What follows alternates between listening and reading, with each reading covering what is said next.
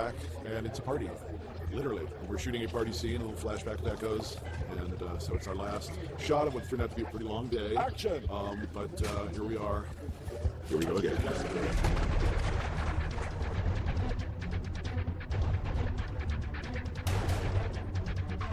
And cut! One more, please.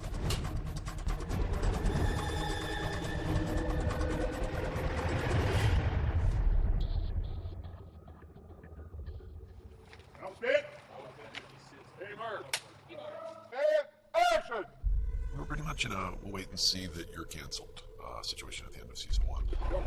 And I never actually tried to maneuver the studio or the network into picking up the show. I just tried to get them to air the 13th episode. But they ultimately didn't do it. That to me said, okay, well, clearly we're canceled. The safest thing we can do is just cut our lines and go on lockdown. Lockdown. I think everyone was really uncertain, but I had a good feeling, and I thought, because of what happened with Firefly, I think the network wanted to give the show a second chance. I love this character. I wanted to come back.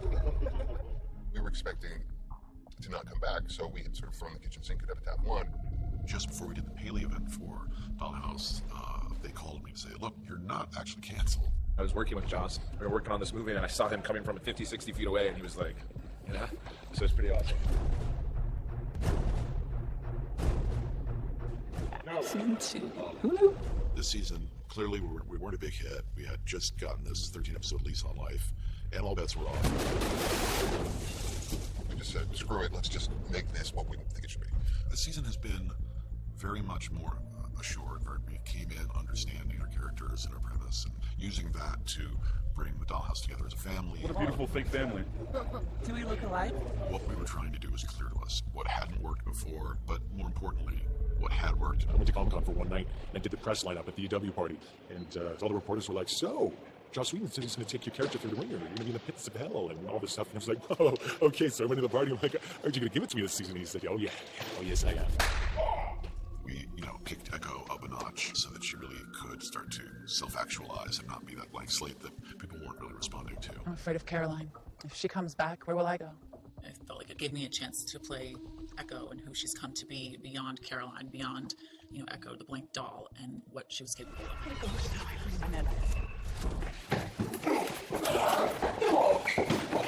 The fan response was instantaneous. We liked this. This is the Echo we want to see. They threw me some curveballs and were having fun with me as an actor and with the character. But you're not getting, man, friend, is that this whole operation is dependent upon me. We see the tough bit, losing control. That's the last time you'll ever speak to me like that. Topher has been one of the highlights. I didn't want to cause any more pain. The evolution of the characters is ultimately what draws audiences to all of my work. There never seems to be an end to what Joss can do with his characters in his world. He always likes to make the audience go somewhere and then sort of turn it on its head. Take it easy. It's... What did I miss? This is not my original body, and nor will it be the last that you would hear of Lloyd Langton. We believed in taking chances, and this season has been really gratifying because of it. Last season, I was very conscious of not having this be a Joss Whedon joint. It's not a house party for my buddies. This season, I said, okay, now it is a party for my friends. Look! Joss is boss! We're a big, whacked out, dysfunctional family. This is what I have to live with every day. Mainly, I've been kind of taking care of Joss's garden and making him a lot of coffee. Oh, he's so weak! Yes, I wanted to get Alexis in there, and yes, I wanted to get Summer in there. And I had these two roles that seemed tailor-made. Beechin and Andrew and I were all drunk and dancing, and Deej's like, Marissa should be on the show. Guess we're stuck here a while. Megan Kilo, I believe it's called Sexiness. We did, things like having John Cassaday direct an episode, who hadn't shot before, but who I knew had a great visual sense, which you could see in the Attic episode. Action! We have a very similar sense of storytelling, I think, a bit of a shorthand. Joss knew that I had an eye towards doing this sort of work and wanted to get behind a camera, and he's given me this chance to do something. I don't think we quite got it that time. Let's do it one more time. Those are chances that I would not have bothered to take with other shows, but this was one where we could feel how thin the ice was. You're here, and you're just like, hey, and the whole time you're pulling your seat. By the end of the second season, we were getting into, we are clearly going to be canceled again territory. So there was a lot of work to do to build towards the final crisis. The apocalypse! Again! We really wanted to bring back that future storyline, and we were in love with it. But we also had all the main characters to pay off, and that was a lot to do. Dr. Saunders was very much a heart of the piece. Then we found out we only had her for 3 episodes. Luckily, I got to shoot the scene between her and Topher in the server room, which is my favorite work of mine on this show by a long shot. You need a freaking treatment. Why shouldn't I love you? Aren't you lovable? Aren't you Big Brother? Aren't you the Lord, my God? This season, they've really gotten a lot of great ideas, and now they're kind of like, wait, we had so much more to say. There are all these characters we would love to have paid off more. I got stuck into the attic, and it's infinitely more horrible than I could have even imagined. Obviously, Melly, November, Madeline. It's my last day. I'm gonna cry. I think the way they end it with her and Paul is very poetic and the way it's supposed to be. I think the fans will be happy. Well, we always have more in store. I had a whole vision of the show sort of evolving into almost, we refer to it as the Charlie's Angels, Adele's Angels. Victor, Sierra, and Echo go on these missions to try anywhere where the tech was being abused, go solve the problem, fight the power. And Echo was the leader, Sierra was kind of the anchor, and Victor would start spinning out of control. You hit him. Why'd you hit him? He's still connected. I wrote up the whole proposal and spoke to the studio, and I said, oh yeah, but you were canceled. Like, on that day. So the last episode was exhausting because there were so many people, so many payoffs, so many things. And then I think we gave Echo what I like to think of as one of the weirdest happy endings I've ever come up with. I've never seen Joss end something in a way that wasn't beautiful. You're all watching the DVD, so you know how it ends. But we ended in the apocalypse, and she's imprinted with her love and her man. Are we? Joss came in, and I've sensed something from him. There was something on his mind. We did our first scene with everybody in the room. For the first time, it was the end of the attic when everybody is there, and we go, now we are a team, we will take down Rossum. And that was a good time for me to come to everybody and congratulate them and announce that we'd been canceled.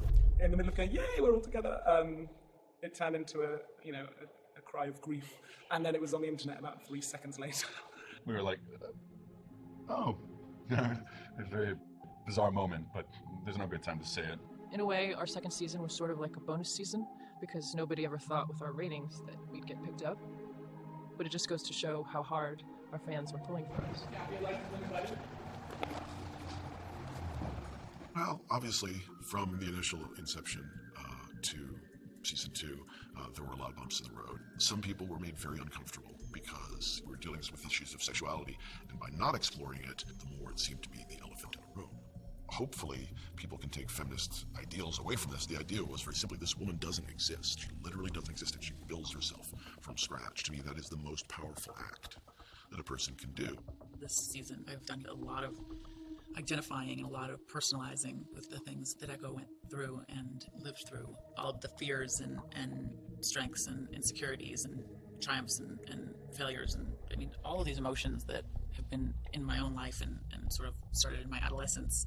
It's been a very cathartic show. Funny that the last fantasy the Dollhouse would fulfill would be yours. I want to do everything. I still love television because, like with Dollhouse, we get to examine the question that we're interested in over and over from all these different angles. I love telling stories. That's why, ultimately, it doesn't matter. Would I do more TV? Yes. Would I try to make sure that it was TV somebody wanted to watch? Yeah, that might be on my list. Joss is the kind of person who never wants to artistically be stalled, and that's really inspirational to me. So, I mean, I can't wait to see what he does after Dollhouse. He just never does the same thing twice. The thing that was so compelling about the show for everyone writing it is just the gray area we were always in.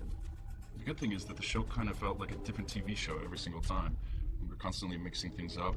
When we hit really hard. It's funny, at Dollhouse, when you think about it, you can add rooms, but also the shape of the Dollhouse is constantly changing as you're, shifting around rooms, and that's kind of the way the show was.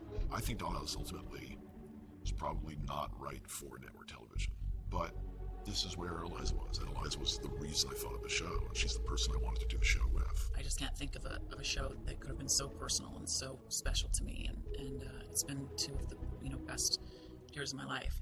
I do feel like I made some mistakes along the way in structuring the show and knowing the network that I was making it for, but I'm enormously proud of this weird thing that we accomplished, this thing that we created, this family that we got to build, and this world we got to explore. I love this show. I'm grateful that this came into my life, that it crawled into my brain, and that I got to play in it for 26 episodes. I wouldn't have had it